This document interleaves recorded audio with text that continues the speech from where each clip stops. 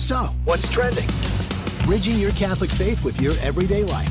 You're listening to Trending with Timmerie on Relevant Radio.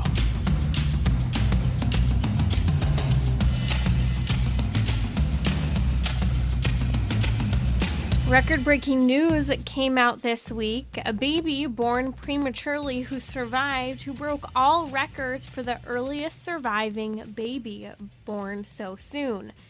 This proves the importance of the abortion cases before the Supreme Court of the United States. I'll explain to you why and its significance in just a little bit. Joining me a little later will be Cristina Pineda from Matchmakers in the City. If you have a question, you can give us a call. The number is 1-888-914-9149. Cristina Pineda has been featured in many areas in secular media, TMZ, you name it, Access Hollywood. Their work to help people find a spouse, get married. And we're going to be discussing with her today, in dating, is age just a number? That is, women marry younger men, vice versa. We're also going to discuss how contraception thwarts men from providing. We often discuss contraception from the perspective of the impact on a woman's body and understanding what the church teaches and how it's physical as well as spiritually harmful. But we don't often talk about what's happening to men in our culture, especially within the context of marriage and contraception. But before we go there, controversial topic, controversial question. How do you stay Catholic when you're frustrated with the leadership of the church, particularly the Pope? In fact, I receive questions like these quite often, and they're conversations, to be frank, that many people are having today. Claudine, listening in Los Angeles, 9:30 a.m., actually just wrote to me recently about this specific question. I'm going to read to you what she said. She said, I have to ask, how do you stay in the Catholic Church when the leaders of this church told Biden that he should continue to receive communion? She said, that's all we hear about on Relevant Radio is to fight abortion. This is a bit contradictory, don't you think? Great question. I see two questions here. One, how do I stay Catholic when there may be frustration with things that are said by our Pope or leadership? And two, why it isn't contradictory to stay in the Catholic Church even when leadership may seemingly not be consistent. And I'm going to touch on that now. At the heart of this entire situation is really a leadership problem. But I have a question for you, and I think it's important to preface this whole conversation with this one question. Who is the head of the church? Can you answer it? Who is the head of the church? Ask yourself that question. Who is the head of the church?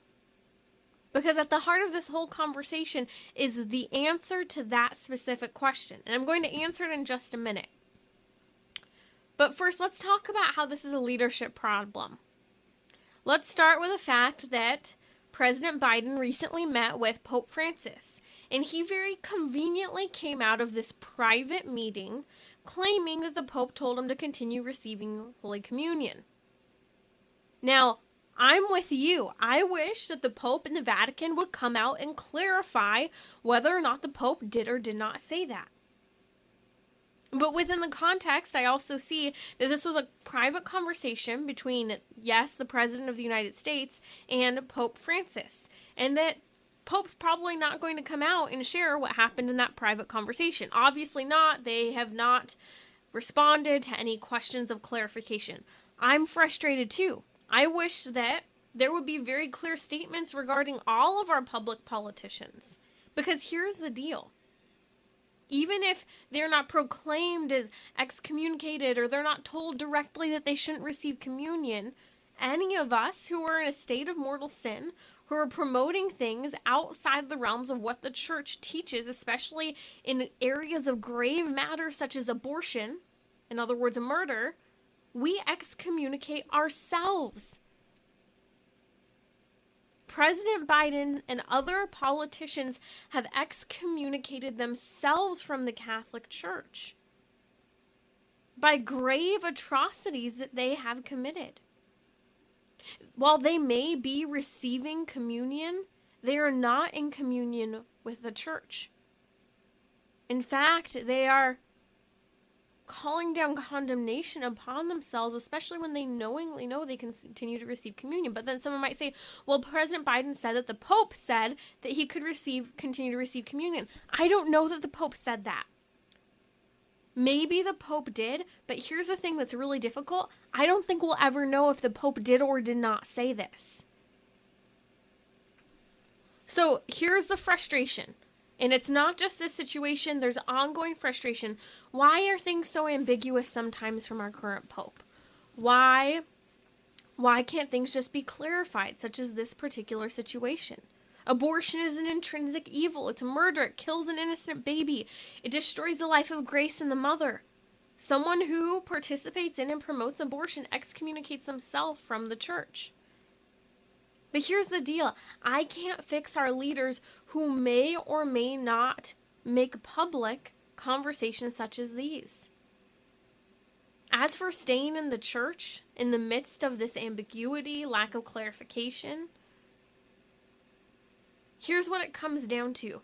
You and I pray the creed, and we say, I believe in the Holy Catholic Church. We don't say, I believe in the Pope. Now, that is a fundamental part of what the church teaches. We don't say, I believe in an institution. We say we believe in a holy church, a holy Catholic church. Now, believing in a holy church is different from believing in a man, one man, and is different from believing in a institution. You see, the church remains holy even when I don't remain holy. The church remains holy even when you don't remain holy. The church remains holy even if and when the Pope doesn't remain holy. The church is not a man. The church isn't a business that can change its mission statement, change its product, change its leadership on the snap of a dime. The Council of Trent and St. Augustine and many others have written and talked about the importance of understanding the relationship of what the church is. In fact, even going back to the Old Testament spoke openly of the church. And part of what St. Augustine himself actually says is that he believes part of the reason why the Old Testament spoke openly about the church was because it was known that it would be, in a certain respect, harder for us people to accept the church and fidelity to the church than it would be to believe in the mystery of the Incarnation. The Council of Trent says this, foreseeing that on this, that is the church, a great number may err and be deceived, then on the mystery of the Incarnation, that is, more people would have a harder time with the idea, the concept of the church than they would with the Incarnation. Why? Well, especially in the 21st century, we live in a culture of change and perpetual focus on productivity. If so-and-so isn't productive enough, well, then we get rid of them. If something isn't productive enough for me, then I stop doing it. I change directions. But the church is changeless. The church is ageless. The church is hard to swallow. Many people will say the church needs to, quote, get with the times. Or other people may say it seems like the church is, quote unquote, getting with the times and current ideologies. But it's not. It can't. Even if confusion and ambiguity occur at times from our leadership. So I asked the question earlier, who is the head of the church?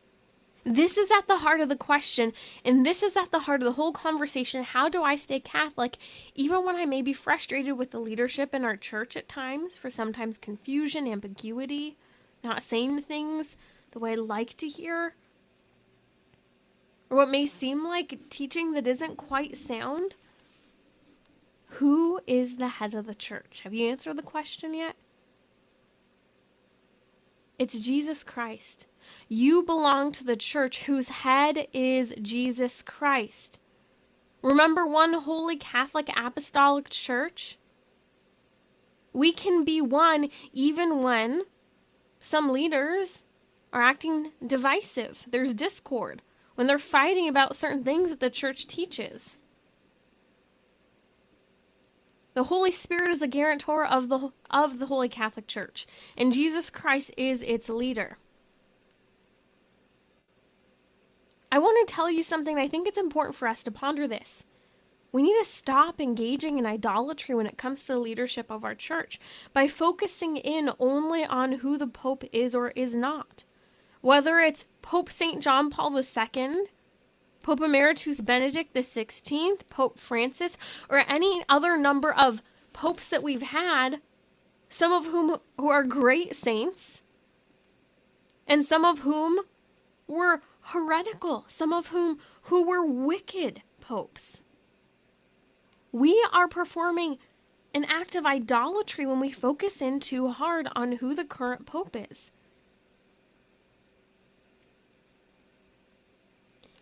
So what do we do in the face of faulty priests, leaders, and even the Pope?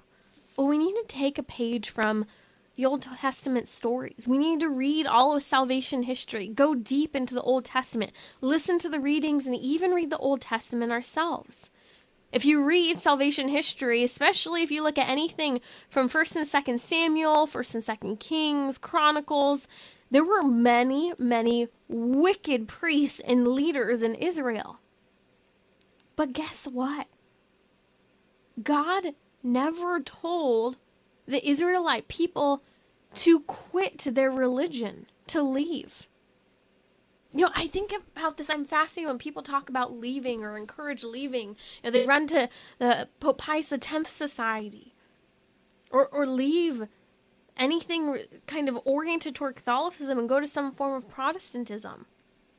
They leave the church that Jesus Christ is the head of. And in a certain respect, I'm not trying to sound offensive, but it is a childish choice. It's like showing a silent treatment to someone. It's like this whole idea of going no contact, this theme we're seeing among many millennials today, where there's going no contact with parents. Now, granted, there are certain circumstances where some people do need to cut off contact, but that's not what we're talking about here. We're talking about the one holy Catholic Apostolic Church. Even in the face of legitimate anger and frustration, leaving isn't the solution. You leave the church, you leave Christ. You leave the church, you leave Christ's church. You don't leave the Pope, you would be leaving Christ in his church, in the sacraments. But then some people will say, well, okay, the Pope is the visible head of the church. He is. He holds a very, very special role in the church. But here's my question to you. Where was Peter at the crucifixion? Following his own desires. He was for himself for a time. He came back. This is what we have to do next. What now? Pray for our leaders, even when you're frustrated. God's will be done. And remember, anything is possible with Christ. And sometimes God allows even our church. He allowed the Israelite people to suffer under poor leadership. They were still called to be faithful even when their leadership wasn't. Anything is possible with God. 2, after we pray for our leaders, we have to know what the church teaches and obediently follow it. And 3, we need to live a sacramental life, fighting to stay in a state of grace. This is so important, and this is what will help us stay faithful to the church, unwavering, yes, perhaps worried and frustrated, but not afraid, not leaving, not giving up, not giving in to despair. You're listening to Trending with Timmerie here on Relevant Radio. I'm going to be back in just a little bit with Cristina Pineda from Matchmakers in the City, and we're going to dive into some important topics surrounding dating. Maybe you'd like to give us a call, 1-888-914-9149, to ask your dating questions. We're going to discuss, in dating, is age just a number? He's older than you, she's older than him. We'll also talk about how contraception thwarts men from providing, and a world record that's been broken that has to do with the upcoming abortion Supreme Court cases. It's pretty interesting. I'll be right back here on Trending. Catholic Order of Foresters is proud to sponsor the Relevant Radio studio line. For information about employment opportunities and flexible premium life insurance plans, visit relevantradio.com/forester. Bridging your Catholic faith with your everyday life. You're listening to Trending with Timmerie on Relevant Radio and the Relevant Radio app.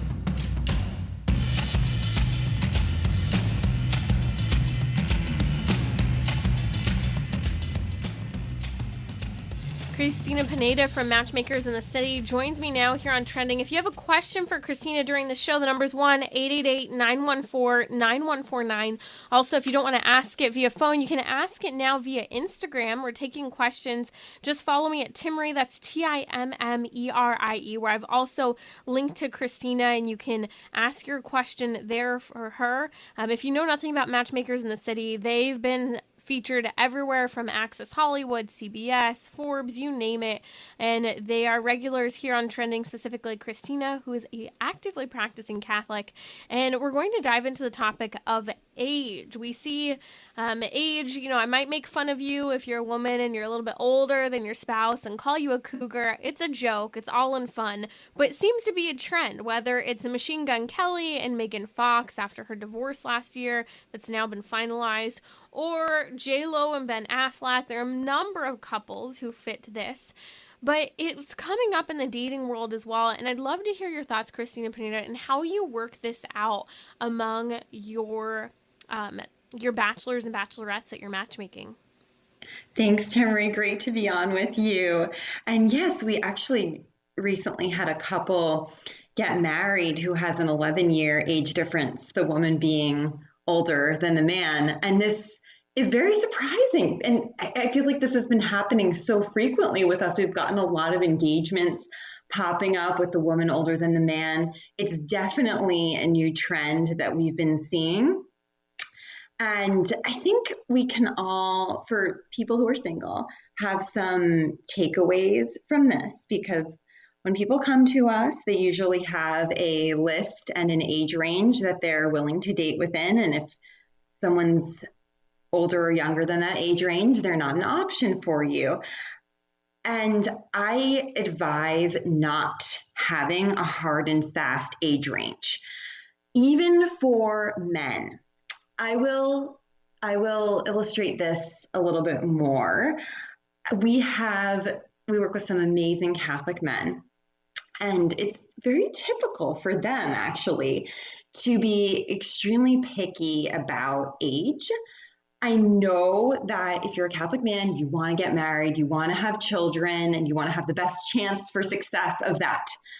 But women are more than baby makers. We have a matchmaker on our team who jokes that one of her clients, he's actually not Catholic, but he's looking for a vessel for his child in the woman that he wants to marry. But that's why. No, he did not say that, but she said that about him because he's kind of saying it in all of the things in his day. He's skirting around this truth. And which it's beautiful to want to have a child, but yes, there is an opportunity or a chance that you could objectify the person you're looking at. Right. And that's what St. John Paul II, St. John Paul the Great, was saying about in Love and Responsibility, how people are more than just a means to an end, and that you need to look at someone as more than just the mother of your child, your future child. And who knows, even if she's the perfect age that you were looking for, maybe she has some health issue comes up when you're married that she isn't able to have children. So you really need to look at people in that holistic way when you're dating, not just so simplistic and objectifying. And you wouldn't think that wanting to have children would be objectifying, but it can be if it's seen in that way. However, it is perfectly fine to have an ideal age range, but know that you're going to be meeting new people, and you want to be open to the Lord's way and the Holy Spirit introducing you to the right woman or man for you that may be a slightly different age than you were thinking. You don't know what that connection is going to be like. You don't know what the chemistry is going to be like. The most important thing is that they're on the same page with you of being open to children and wanting to get married. As I keep thinking about this, I'm probably one of those people who's biased when it comes to age. I always said I'm only ever going to date someone who's older than me. And I think that when you're younger, that's more significant because women tend to mature sooner than men, especially through high school and college years. It's not always an absolute, but tends to be what occurs, especially in our 21st century society and the way we treat men versus women and how things are geared in different ways toward one over the other in our culture today. But as the age continues to rise, which we're seeing first time marriages occurring late into the 30s, I think that it's a good idea to kind of toss in your head to be open to this, to not allow this to be a deal breaker when it comes to age. So how do you find that age range that works where you need to be open still and not just close yourself off to a possible opportunity? I think the ways to avoid dating apps and if you're working with a matchmaker or websites, and if you're working with a matchmaker, allow them to use their expertise when matching you. Because when people give us these very strict age ranges, it cuts off opportunities for them. They don't think it is, but it is. And then with dating apps, I see it has created this culture of boxing people in based on what age range you are. So I don't know what they are. I'm not a fan of them, but 20 to 30, 30 to 40, whatever it is. And people a lot of times lie on those platforms anyway. What woman wouldn't cut off a few years here? Right. You can, as I said, you might have an ideal age range, but know that it could change, it might change, and be open to going out, meeting new people, and letting the Lord guide you so that you don't have to feel like, okay, for dating, I'm going on this website and I'm going to meet my future husband. You don't know, or I'm going to meet my future wife on this website and they're going to fit this age bracket. You really don't know. You want to put yourself out there in the most organic ways possible and see what the Lord brings you. A couple of fascinating questions have come in. I'd love to throw your way, Cristina.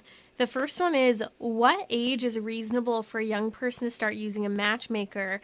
She's thinking of her 19-year-old kid. Oh, well, we've actually, I think our youngest priority member, which means client, was 18. So we've started pretty young. And, she was a college young woman who was sick of the riffraff that unfortunately you get when you're open to dating in college in most places.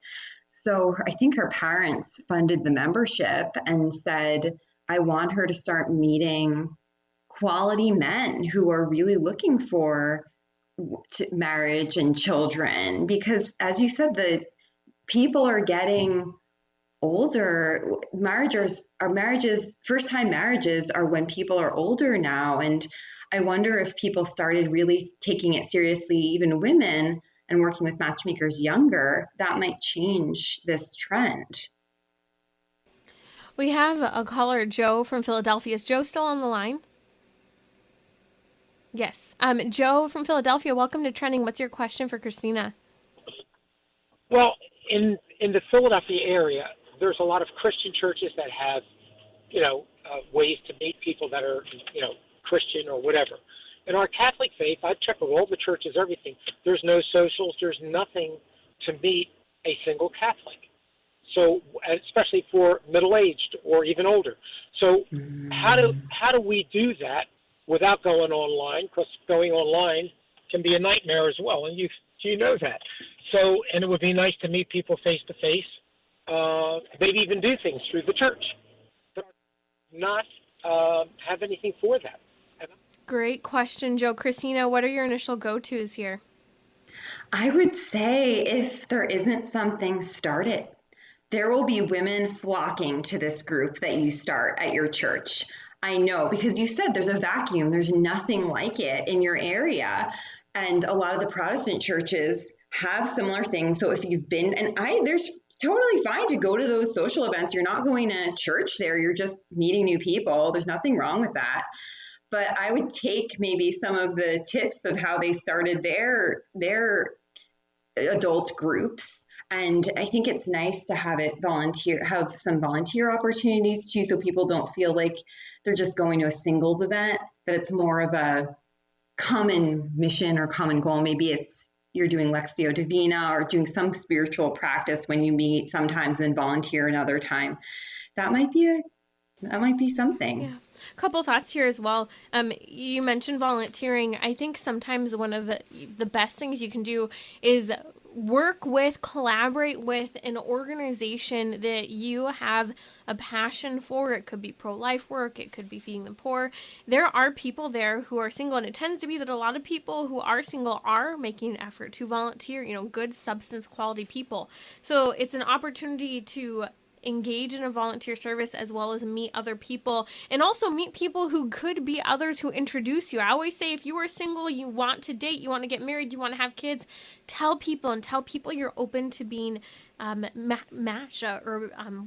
set up, those words. Also, young Catholic professionals, there are a lot of young Catholic professional groups budding all over the nation. You might have one there in Philadelphia.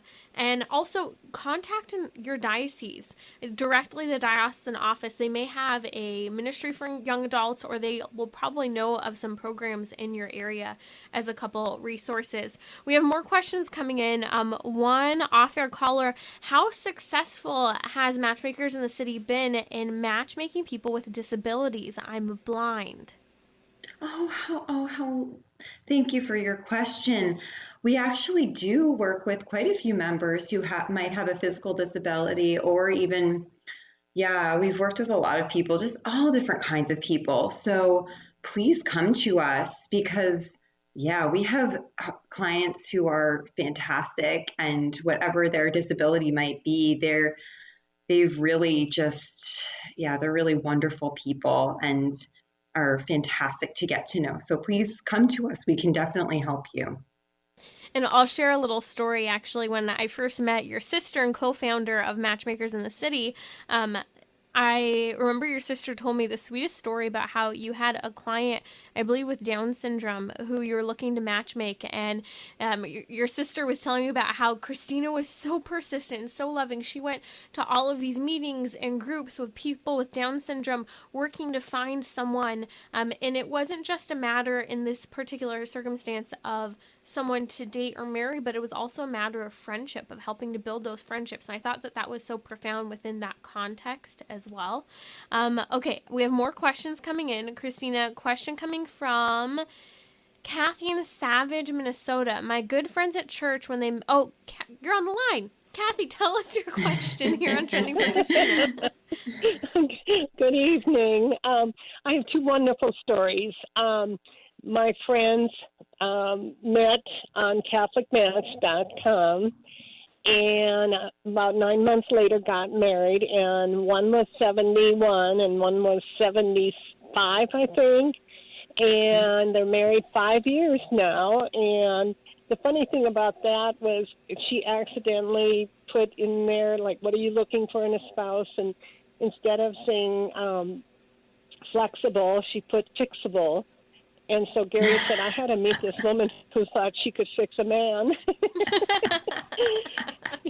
And the other story is I help with the same woman. It's called the Loss of Spouse Luncheon. So we meet once a month, and anybody who's lost their spouse come to have lunch, because they just say it's really lonely to eat alone all the time. And we now have 2 people in our group that are dating each other. So in the Catholic Church, there is ways of meeting. Praise God. Praise God. You're listening to Trending with Timmerie. That's Cristina Pineda. She's a celebrity and royal matchmaker. She's been featured everywhere from TMZ, CW, USA Today, Access Hollywood, you name it. She's here with us, bringing not only her matchmaking skill, but her love of the faith and fidelity to the church. If you have a question, the number is 1-888-914-9149. We're also going to dive into the topic of contraception in dating and marriage and how it impacts. And ask your question live or on Instagram. Follow me at Timmerie, that's Timmerie, where you can ask your question now.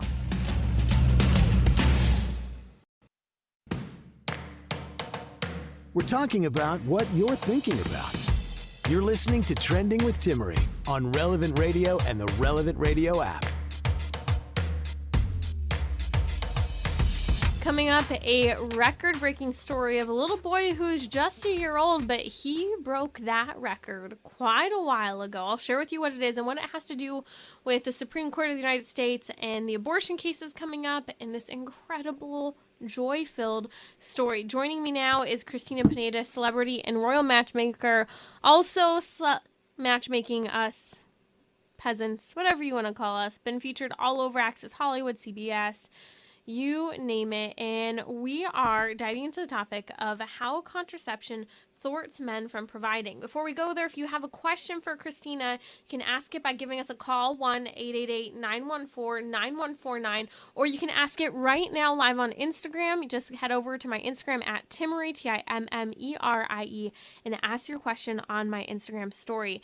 Cristina, let's talk about contraception and how it's impacting men today. We so often, especially here on Trending, talk about contraception's impact on a woman's body, as well as what the church teaches about how every act of intimacy is meant to be open to life, that is procreative, and every act is meant to be unitive for the good of the spouses. And barriers, hormonal contraception, all of that creates both a physical and a spiritual barrier that does harm to the interpersonal dynamic of the marriage, as well as the entire dynamic of physical use and much more. But we don't talk about it often, about how contraception impacts men. If they're not husbands, we've seen in the culture, if a man is sleeping around, this lack of responsibility, no strings attached attitude, never making commitments to women, this perpetual adolescence that's being perpetuated among men. But how are we seeing this? And I think this is an important question. How do we see contraception use impacting married men? And how have you seen this among people you've worked with? Right. I work with a number of married clients in relationship coaching, and one of my clients recently was telling me that she was afraid to have children, and this was something that has been going on for a few years because her husband has been in a job that's pretty unstable. When she married him, he was in a good job, but things ebb and flow, and I think he lost that job, and he was just for a few years being not as successful as when she married him. So she told me that she was waiting and waiting to have children until he got something that she felt like he could provide for the family better. But the years passed, and she found herself in her mid-30s. And yeah, it's harder when you're in your mid-30s to have a baby, but also the career didn't seem like it was getting any more stable. So I've really seen this over and over with members who I've coached. And if the couple is contracepting, if they're married, a lot of times it stumps the husband's ambition, because when a man has a family to provide for, he will do that. It will motivate him. And Timmerie, you spoke a few weeks ago about how there's some survey that you were describing about how married men tend to be the most just sought after employees because they do really well in what they're doing. And it shows they have that chutzpah to work. And so you might think, oh, but he's unstable right now, what should I do? But if you've married him, you know that he's trustworthy, reliable, and a hard worker. If you've chosen to marry this man, he probably is that, even if his career is a little less stable than when you got married. So he will do what he needs to do. And if there isn't a need to provide, though, many men won't. So it's something to think about, and also to know that the Lord will also bless your openness to children if you allow him to. It's such a good reminder. And you said something just a few moments ago that I think is so important, that when a couple's contracepting and that opportunity for fatherhood is not there, that they have stumped ambition. And I think that's very significant and something that we don't hear discussed. It's almost, in a certain respect, that society that's promoted contraception from school systems, giving it away and encouraging it among middle school age girls on up and saying that parents have no say in this, to college systems, to the workforce that doesn't want a woman with the potential to have children, but a contracepted, a version of women, a neutered version of women. And what's happened is the response from men is it's stolen the challenge to provide the opportunity for love and responsibility of not just possibly a spouse, but also children. And I think that when men are given the opportunity for responsibility, good men rise to the occasion.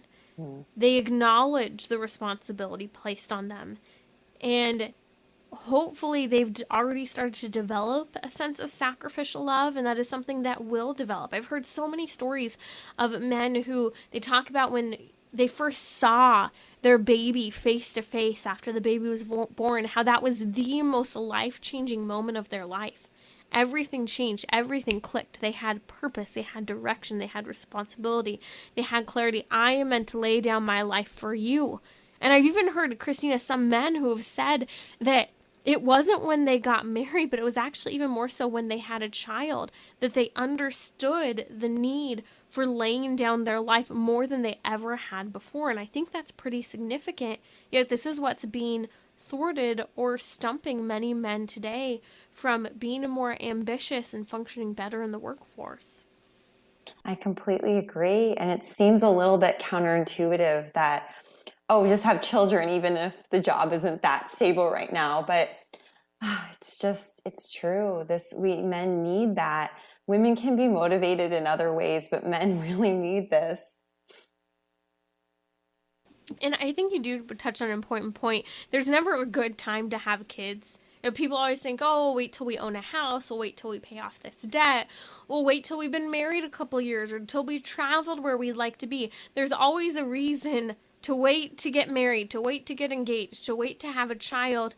And it's very important as people of faith that we're discerning not with the eyes of the world and the culture, but with the eyes of God, with reason. And yes, be practical, have what you need, but don't focus on this superfluous abundance and materialism that is so naturally ingrained in all of us, myself included, today.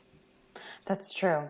That's true. And I've seen that when really adding contraception to a marriage relationship is adding sin to that relationship.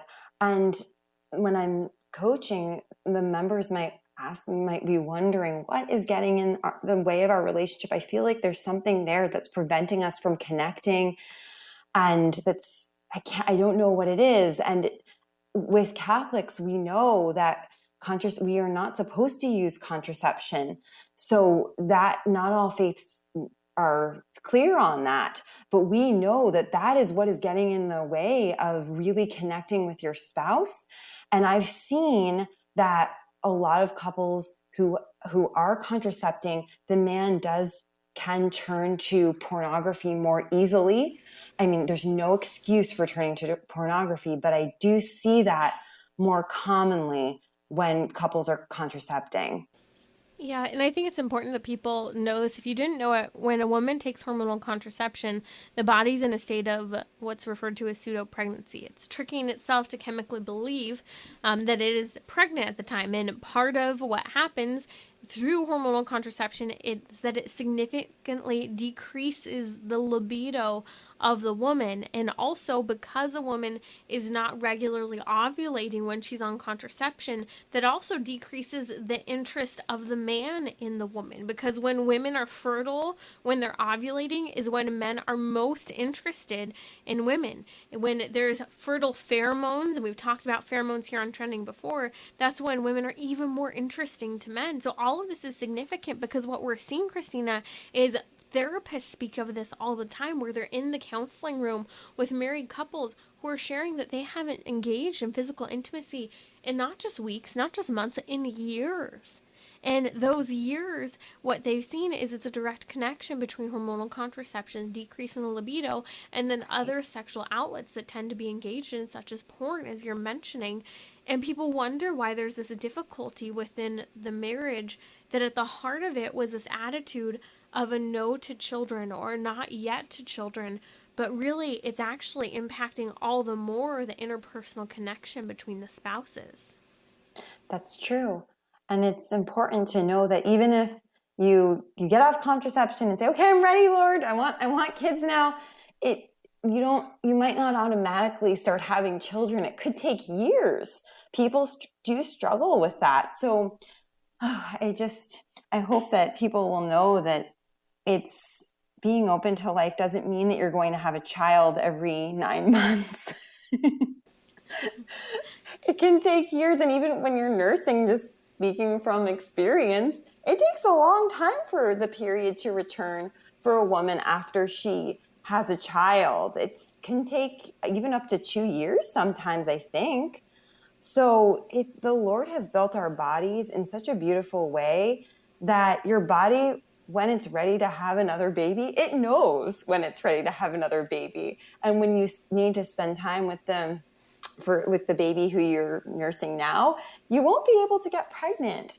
So if you're nursing, it's just all of these things. But it's just important for people to know, because I think they think that as soon as they get off contraception, they're going to be inundated with babies all screaming and running all over their house. Right. And I will clarify, it is different for everyone when it comes to nursing and ovulating and the capacity to get pregnant. For some, everything goes back to normal very quickly, and they are able to get pregnant right away after having a baby. Usually, and the hope is that often that won't be the case. There will be a little bit of a natural reprieve from nursing and that natural infertility that occurs. But I want to come back to just very briefly a story. Working in the crisis pregnancy centers, I remember one of the young women that I once counseled. She had been abortion minded, had her baby, and was getting married to the father. And she, like many of the women that come into the crisis pregnancy centers, they stayed close for quite a while.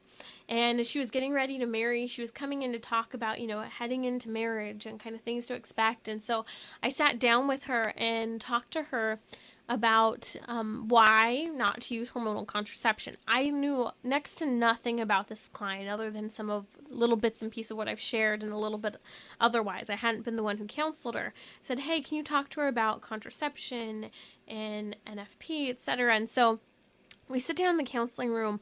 I just start asking her questions about getting married and what do you think about contraception. And right away she tells a story about how her sister and her sister's husband had been married, hadn't used contraception. All of a sudden they did. And when they started to, the whole dynamic of their relationship changed. And I said, well, how so? And she said, well, he kind of just didn't treat her as well. He kind of started, and I said, did he start to use her and kind of look down on her a little bit? And she said, yeah. She said just the whole dynamic in the relationship changed, and she allowed herself to be used as well. And I said, do you think that's because of the contraception? She said, I do. And I said, well, what ends up happening is it came out in the course of the conversation that she was Catholic. So I thought, okay, this is interesting. I said, well, here's the deal. And by the way, this is what the church teaches, but I didn't tell her that to begin with. I said, well, what happens is when you use hormonal contraceptive, it impacts the unitive dimension of physical intimacy physically by creating that barrier from creating new life. It can be a physical barrier in the sense of certain physical barriers that are used, but also can be a spiritual barrier in terms of uniting yourselves completely together. And when you're not open to life, there's this utility dimension of the intimate act. And I said, does that make sense? She said, yeah, that's what I saw happen in their marriage. I said, well, this is actually what the Catholic Church teaches, because I had heard she was Catholic. I didn't know how Catholic. She said, really? And I said, yeah. I said, wow, this makes complete sense. Whether she was Catholic or not, I could have said that's what the church teaches. I couldn't have.